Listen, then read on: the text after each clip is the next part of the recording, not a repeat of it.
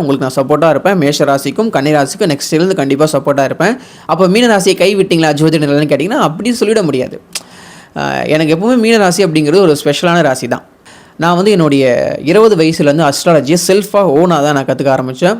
நான் யார்கிட்டையும் போய் ஸ்டூடெண்ட்டாக அசிஸ்டண்ட்டாக ஜூனியராலாம் ஜாயின் பண்ணலை. நான் ஓனாக செல்ஃபாக தான் என்னுடைய செல்ஃப் இன்ட்ரெஸ்ட்டில் தான் நான் படிக்க ஆரம்பித்தேன். நான் அஸ்ட்ராலஜி ஓரளவுக்கு கற்றுக்கிட்ட அப்புறம் இதில் நிறைய விஷயங்கள் தப்பாக இருக்குது, நிறைய விஷயங்கள் கரெக்டாக இருக்குது, இது எல்லாத்தையும் மக்களுக்கு சொல்லணும், என்ன உண்மை இருக்குது என்ன பொய் இருக்குன்றதை அப்படியே அப்பட்டமாக ஆணித்தரமாக சொல்லணும்னு சொல்லிட்டு நான் வந்து யூடியூப் ஸ்டார்ட் பண்ணுங்க. நான் வந்து இந்த சோஷியல் மீடியாவான இந்த யூடியூப் இன்ஸ்டாகிராமுக்குள்ளே வரும்போது என்னை ரொம்ப ரொம்ப அசிங்கப்படுத்தினாங்க, ரொம்ப கிரிட்டிசைஸ் பண்ணாங்க. உனக்குலாம் என்ன தெரியும், அப்படி தெரியும் இப்படி தெரியும், ரொம்ப ரொம்ப ரொம்ப மோசமாக வந்து என்னை ரொம்ப வந்து எப்படி சொல்கிறதுங்க, மனசு கஷ்டப்படுற அளவுக்கு என்ன பேசினாங்க. கமெண்ட்லாம் அப்படி தான் வந்துச்சு. எனக்கு யாருமே சப்போர்ட் பண்ணலை, ஒரு ஆதரவு கொடுக்கல.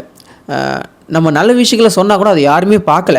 ஜோசியத்தில் இருக்கக்கூடிய எவ்வளவோ நிறைய விஷயங்கள் நான் ஸ்டார்டிங் சேனல் ஆரம்பிக்கும் போது சொன்னேன். ஆனால் மக்கள் அதை யாருமே பார்க்கல, எனக்கு ஒரு ரெஸ்பான்ஸ் பண்ணலை, எனக்கு ஒரு ஆதரவு கொடுக்கவே இல்லை.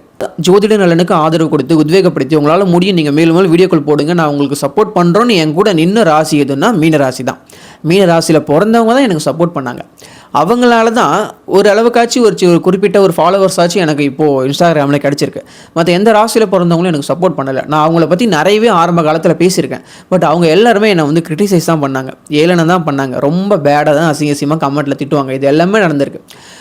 அதுக்காக நான் மற்ற ராசி பற்றி பேசக்கூடாதுன்ற மைண்ட் செட் எனக்கு இல்லை.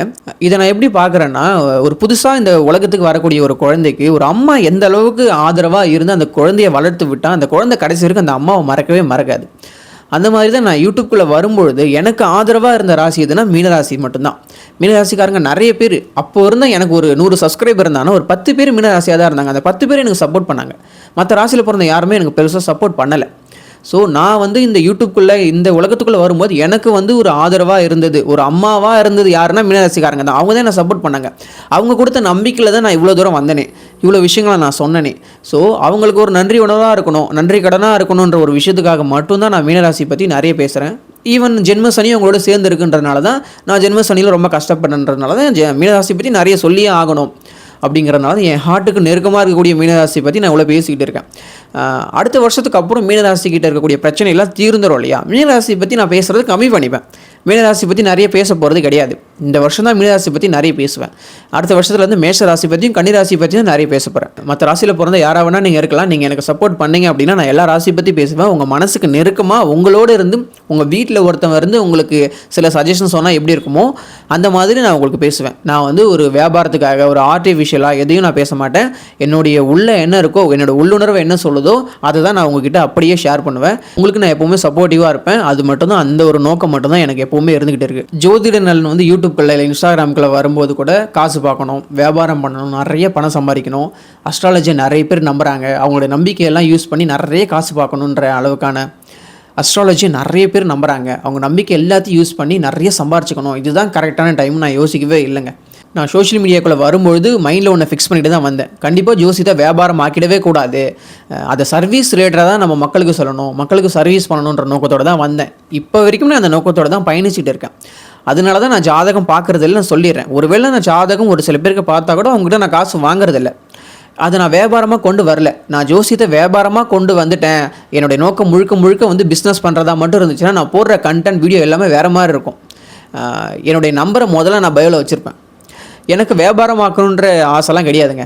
ஜோசியத்தின் மூலம் மக்களுக்கு சில விஷயங்களை சொல்லணும், அதில் இருக்கக்கூடிய உண்மை பொய்யை மக்களுக்கு ஸ்ட்ராங்காக சொல்லணுன்ற ஒரே ஒரு நோக்கம் மட்டும்தான். என்னுடைய நோக்கம் நல்ல நோக்கம். அந்த நோக்கத்துக்காக நான் எதை பண்ணாலும் அது கரெக்டாக தான் இருக்கும், எதை பண்ணாலும் தப்பு கிடையாது. நம்ம நோக்கத்தை தப்பாக வச்சுக்கிட்டு நம்மளுடைய செயலை மட்டும் கரெக்டாக இருக்கிற மாதிரி காட்டிக்கிட்டுனா அது ரொம்ப ரொம்ப தப்பாக இருக்கும். மக்களுக்கு நிறைய விஷயங்கள், நிறைய உண்மைகளை ஜோதிடத்தில் ஜாதகத்தில் இருக்கக்கூடிய விஷயங்களை சொல்லணும். அதே மாதிரி ராசி பலன் மூலமாக சில நம்பிக்கையை மக்களுக்கு ஏற்படுத்தணும். ஏன்னா மக்களுக்கு ராசி பலன் தான் நிறைய தெரியும். அப்போ அவங்களுக்கு தெரிஞ்ச விஷயத்தின் மூலமாக தான் நம்ம நம்பிக்கை கொடுக்க முடியுன்றதுனால அது நடக்குதோ நடக்கலையோ அது அடுத்த பட்சம். பட் உங்களுக்குள்ள ஒரு நம்பிக்கை நான் ஏற்படுத்துகிறேன் அப்படிங்கிறது பெரிய விஷயம் தான். அது உங்களுக்கு ஒரு நல்ல விஷயமா இருக்கும். உங்கள் வாழ்க்கையை அடுத்த கட்டத்தை நோக்கி அதை நகர்த்தும். அதற்காக தான் நான் ராசி பலனும் சொல்லிக்கிட்டு இருக்கேன். ஜோசியத்துக்குள்ளே வந்ததும் அதுக்காக தான். ஸ்டார்டிங்கில் ஒருத்தவங்க கமெண்ட் பண்ணியிருந்தாங்க, என் மைண்டுக்கு சடனாக அது வருது, நீயே பிழைக்கிறதுக்கு வழி இல்லாமல் தான் ஜாதகம் சொல்லிகிட்டு இருக்க, ஜோசியம் பார்த்துட்டு இருக்க அப்படின்னு சொல்லிட்டு ஒரு கமெண்ட் பண்ணியிருந்தாரு. அப்படிலாம் இல்லைங்க. ஜோசியத்தின் மூலமாக எனக்கு இன்ன வரைக்கும் ₹1 வந்ததில்லை. நான் அதை சர்வீஸாக தான் பண்ணுறேன். நான் படிச்சிருக்கேன், இன்ஜினியரிங் முடிச்சிருக்கேன், நான் தனியாக ஒர்க் பண்ணுறேன். அதுலேருந்து வரக்கூடிய வருமானம் என்னை காப்பாற்றும். அஸ்ட்ராலஜி இன்னி வரைக்கும் எனக்கு சோறுபடலை. அதை நான் சர்வீஸ் பண்ணணும், மக்களுக்கு சர்வீஸாக அதை எடுத்துகிட்டு போகணுன்ற நோக்கத்தோடு தான் நான் வந்தேன். மக்களுக்கு ₹10 ஜோசியம் பார்க்கணுன்றது என்னுடைய மிகப்பெரிய ஒரு ட்ரீமாக நான் சொல்லுவேன். அது வந்து பிழைக்க தெரியாதவனா இருக்கட்டும், இல்லை நீ என்ன பெரிய வந்து தியாகி அப்படிங்கிற அளவு கூட இருக்கட்டும், அதை பற்றி எனக்கு கவலை கிடையாது. பட் 10 ருபீஸுக்கு ஜாதகம் பார்க்கணும், ஒர்த்தாக பார்க்கணும், கரெக்டாக பார்க்கணும், பர்ஃபெக்டாக பார்க்கணும். சும்மா 10 ரூபாய்க்கு பார்க்குறேன்னு ஏனோ தானே பார்த்துட்டு சும்மா 4 கிரகம் இங்கே இருக்குன்னு சொல்லிட்டு வச்சு அதை வச்சு படிச்சுன்னு சொல்லி அடிச்சு விட்டுட்டு போகிற அந்த கான்செப்ட்லாம் எனக்கு இல்லை. கரெக்டாக ஒரு முறையாக ஒரு ப்ரொஃபஷ்னலாக எப்படி சொல்கிறது, ஒரு 10 விஷயம் சொல்கிறேன்னா அதில் குறைஞ்சது 7 விஷயமாச்சும் உங்களுக்கு நடக்கணும். அந்த அளவுக்கு துல்லியமாக படிச்சு சொல்லணும். குறைந்த விலையில் தரமான ஜோசியத்தை உங்ககிட்ட வந்து கொண்டு போகணும். ஜோதிடத்தின் மீது நம்பிக்கை இல்லாதவங்களுக்கு அதன் மீது ஒரு நம்பிக்கை ஏற்படுத்தணும். அதெல்லாம் உண்மைதான் போலன்னு சொல்லிட்டு ஜோதிடத்தை தவறாக புரிஞ்சுக்கிட்டு இருக்காங்க இல்லையா, அவங்களுக்குலாம் ஒரு நல்ல விதமான ஒரு கண்ணோட்டத்தை ஏற்படுத்தணும் அப்படிங்கிற நோக்கம் எனக்கு இருந்துச்சு. இந்த 10 ரூபாய் ஜோதிடம் நான் ஸ்டார்ட் பண்ணணும் அப்படின்னா அதுக்குன்னு சில டைம் வேணும். அந்த டைம் எனக்கு கிடைக்கணும் அப்படின்னா நான் கொஞ்சம் ஒரு நல்ல லெவலில் இருக்கணும். நான் கொஞ்சம் நல்ல லெவலில் இருக்கணும் அப்படின்னு எனக்கு சில வருடங்கள் தேவைப்படுது. அதை ரீச் ஆகிறதுக்கு, அதை ரீச் பண்ணுறதுக்கு சில காலங்கள் எனக்கு தேவைப்படுது. அந்த காலத்தெல்லாம் நான் எடுத்துக்கிட்டு பயன்படுத்திக்கிட்டு நான் ஒரு இடத்துக்கு வந்ததுக்கப்புறம் அந்த 10 ரூபா ஜோதிடம் அப்படிங்கிற விஷயத்தை கண்டிப்பாக நான் செயல்படுத்துவேன். அந்த அந்த ஒரு ட்ரீம் அப்படிங்கிறது எனக்குள்ளே இருந்துக்கிட்டே இருக்குது. என் மனசுக்குள்ள அது உறுத்திக்கிட்டே இருக்குது. 10 ருபீஸுக்கு ஜாதகம் பார்க்கணும் அப்படிங்கிற ஒரு ஆசை எனக்குள்ளே இருந்துக்கிட்டே இருக்குது. நான் என்ன இன்னும் ஒரு நல்ல லெவலுக்கு கொண்டு வந்துட்டு அதை நான் ஸ்டார்ட் பண்ணலாம்னு நினைக்கிறேன். அப்போ தான் அது நல்லாவும் இருக்கும், அழகாகவும் இருக்கும், ஒரு முறையாகவும் இருக்கும் நான் நம்புகிறேன். என்னுடைய சப்ஸ்கிரைபர்ஸ், ஃபாலோவர்ஸ் என்ன நீங்கள் நம்பி எனக்கு ஆதரவு கொடுக்கறது அப்படிங்கிறது எனக்கு ரொம்ப சந்தோஷமான ஒரு விஷயம். நான் உங்கள் முகத்தெல்லாம் பார்க்கல அப்படின்னா கூட நீங்கள் கொடுக்குற சப்போர்ட் அப்படிங்கிறது எனக்கு ரொம்ப பெருசுங்க. அஸ்ட்ராலஜிக்குள்ளே நான் ரொம்ப வந்து சின்ன ஒரு பையன். ஏன்னா என்னோட எக்ஸ்பீரியன்ஸான பல பேர் இங்கே இருக்காங்க. அவங்ககிட்டலாம் வந்து 40-50 வருஷம் எக்ஸ்பீரியன்ஸ் இருக்குது. நான்லாம் இப்போ தான் வந்திருக்கேன்னும் போது நீங்கள் எனக்கு இந்த அளவுக்கு சப்போர்ட் பண்ணுறீங்க, என்னை நம்புறீங்க, நான் சொல்கிற விஷயங்கள் உங்களுக்கு நடக்குதுன்னு நீங்கள் எனக்கு ரிப்ளை பண்ணுறீங்க. இதெல்லாம் கேட்கும்போது ரொம்ப சந்தோஷமாக இருக்குது. எனக்குன்னு ஒரு ரெகக்னேஷன் நீங்கள் கொடுக்குறீங்க. அதெல்லாம் எனக்கு மேலும் சந்தோஷப்படுத்திக்கிட்டே இருக்குது. பொதுவாகவே ஜோசியம் அப்படிங்கிறது நல்லா வயசானவர் சொன்னால் தான் நம்ம நம்புவோம். இப்போ நானே எடுத்துகிட்டா கூட நானும் அப்படி தான் நினைப்பேன். நல்லா ஒரு வயசானவராக தாடிலாம் வச்சுக்கிட்டு, தலை நிறையா முடி வச்சுக்கிட்டு அப்படி இப்படி அதுக்கான ஒரு கெட்டப்பில் இருந்தால் தான் அவர் சொல்கிறது கரெக்டாக இருக்கும் நானே நம்புவேன். பட் நான் அதற்கான ஒரு கெட்டப்லாம் இல்லாமல் ரொம்ப கேஷுவலாக உங்கள் பக்கத்து வீட்டில் ஒரு பையன் ஓடி ஆடிட்டு இருந்தால் அவன் எப்படி இருப்பானோ அந்த மாதிரி ஒரு மைண்ட் செட்டிலேருந்து, அந்த மாதிரி ஒரு வே ஆஃப் ஸ்பீக்கிங்லேருந்து நான் அவங்ககிட்ட பேசிகிட்டு இருக்கேன். ஏஜ் ஆக ஆக எனக்கு எக்ஸ்பீரியன்ஸ் அதிகமாகிட்டு தான் போகும். நிறைய கிரிட்டிக்கலான நுணுக்கமான விஷயங்கள் கூட என்னால் சொல்ல முடியும். அந்த அளவுக்கான ஒரு எக்ஸ்பீரியன்ஸ் நான் கொண்டு வந்திருப்பேன். இதெல்லாம் உங்களுக்கு கண்டிப்பாக யூஸ்ஃபுல்லாக தான் இருக்கும். உங்களோட நான் தொடர்ந்து பயணிக்க தான் விரும்புகிறேன். ஜோதிட நலனுக்கு ஜோசியத்தில் இருக்கக்கூடிய எல்லாமே தெரியுமா, டாப் டு எண்டு வரைக்கும் எல்லாமே தெரியுமா கேட்டிங்கன்னா சத்தியமாக தெரியாது. அதுக்காக நான் வாயில் வந்தெல்லாம் அடித்து நவுத்திக்கிட்டு உருட்டுலாம் போயிட்டு இல்லைங்க. எனக்கு தெரிஞ்ச விஷயத்தில், நான் எக்ஸ்பீரியன்ஸ் பண்ண விஷயத்தில், நான் கற்றுக்கிட்ட விஷயத்தில் நான் உண்மையாக இருக்கேன். அதுதான் நான் உங்களுக்கு சொல்கிறேன். நான் கற்றுக்காத, தெரியாத, அறியாத விஷயத்தை நான் உங்களுக்கு சொன்னதே கிடையாது. எனக்கு எந்த அளவுக்கு 100% ஒரு விஷயத்தில் கான்ஃபிடென்ட் இருக்கும் அதுதான் நான் உங்களுக்கு சொல்கிறேன். அந்த விஷயம் உங்களுக்கு நடக்குது.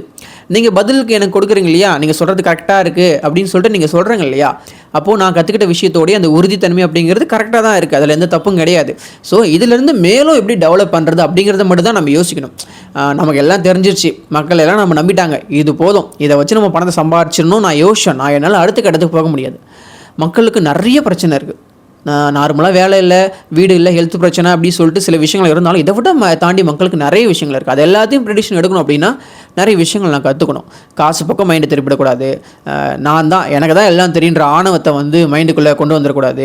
எனக்கு இவ்வளோ ஃபாலோவர்ஸ் இருக்காங்க, இவ்வளோ சப்ஸ்கிரைபர் இருக்காங்க, நான் சொன்னால் எல்லோரும் கேட்பாங்கன்ற ஒரு தனக்குள்ளே அந்த ஒரு மமதையை ஏற்படுத்திடக்கூடாது. ஒரு தன்னடக்கத்தோடு நம்ம சொல்கிறதெல்லாம் கற்றுக்கிட்டதெல்லாம் ஒன்றுமே இல்லை, நம்மளை விட யூனிவர்ஸ் ரொம்ப ரொம்ப ப்ரில்லியண்ட்டான ஒரு ஆள், அவர் போடுற கால்குலேஷன் நம்மளால் புரிஞ்சிக்கவே முடியாதுன்ற அளவுக்கு ஒரு தற்பெருமைலாம் அடிச்சுக்காமல் தன்னடக்கத்தோட ஒரு ஹம்பலாக ஒரு விஷயத்தை கற்றுக்கிட்டு அதை உண்மையாக நேர்மையாக மக்களுக்கு சொல்லிட்டு ஒரு லைஃப்பை வாழ்ந்தாலே இது ரொம்ப ரொம்ப ரொம்ப எக்ஸலண்ட்டான யூனிவர்ஸோடைய ரூல்ஸை ஃபாலோ பண்ணுற ஒரு வாழ்க்கை முறையாக இருக்கும். அதை தான் நான் கடைபிடிக்கணும்னு ஆசைப்பட்றேன். எனக்கு வந்து ஃப்ரேம் கிடைக்கணும், பணம் வரணும், என்னை வந்து ஒரு சேனலில் கூட்டி இன்டர்வியூ எடுக்கணும், நான் பெரிய ஆள் ஆகணும், தமிழ்நாட்டின் தலை சிறந்த ஜோதிடர் ஆகணும் அப்படின்ற ஆசைலாம் இல்லை. எனக்கு ஜோதிடர் ஆகணுன்ற ஆசையே இல்லை. அதனால தான் நான் ஜோதிட நலன்ற பேரை வச்சுருக்கேன். என்கிட்ட இருந்து நீங்கள் கேட்டுக்கிட்டு இருக்கக்கூடிய ஜோதிடம் எல்லாமே ஜோதிடமே கிடையாது. அதெல்லாம் வந்து ஒரு 70% ஒரு நம்பிக்கைக்குரிய வார்த்தைகள் மட்டும்தான். உண்மையான அஸ்ட்ராலஜி அப்படிங்கிறது வேறு, டோட்டலாக அதெல்லாம் வேறு மாதிரி இருக்கும். ஃப்யூச்சரில் இன்னும் எனக்கு ஏஜ் ஆக அதை பற்றி எல்லாம் நம்ம பேசுவோம். இன்னும் நிறைய காலங்கள்லாம் இருக்குது. ஜோதிட நலனை நீங்கள் 100% நம்பலாம். ஜோதிட நலன் உங்களுடைய நம்பிக்கைக்கு மாற்றாக ஒரு நாளும் இயங்க மாட்டேன் நான் சொல்லிக்கிட்டு இந்த வீடியோ முடிச்சிடுறேன். தொடர்ந்து ஜோதிட நலன் சேனலோட விரல் கோர்த்து விழித்திருங்க அப்படின்னு சொல்லிட்டு நான் கேட்டுக்கிறேன்.